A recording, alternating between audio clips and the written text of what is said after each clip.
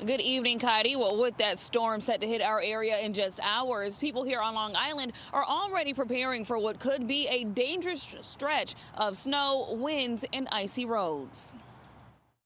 With a blizzard set to blanket the region Sunday into Monday, Long Island residents are stocking up, filling gas cans, and crowding supermarkets with long lines ahead of the storm. At Home Depot in Hempstead, Daryl Wilson says the bags of salt are sold out. I came to get some salt today, and I get here and there's no salt. I don't know what I'm gonna do. Once the snow was gone, I thought we was good. Now they talking about a whole blizzard. A blizzard warning will be in effect from 6 a.m. Sunday through 6 p.m. Monday across the tri-state area. Local officials say they're monitoring the winter storm and taking necessary precautions to ensure the safety of local residents. The village of Hempstead has over 800 tons of salt ready to treat the roads, according to Mayor Waylon Hobbs Jr., who's urging residents to stay home. So I'm going to advise all of our residents, if you can, please stay off the road. Keep your cars in your driveway. That'll be so helpful.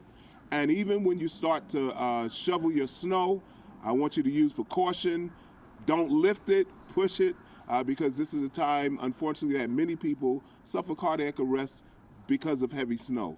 A state of emergency is now in effect in Nassau County, where County Executive Bruce Blakeman is restricting road access during the height of the storm to emergency and essential vehicles only. Across the county line, County Executive Ed Romaine says Suffolk County stands ready to enact similar measures if necessary. Residents are being asked to shovel out drains and fire hydrants to help prevent dangerous icing. Romaine says he'll be doing his part. I'm going to try to dig out that fire hydrant, because if there's a fire in my community, I want to make sure that our fire departments have access to the hydrants.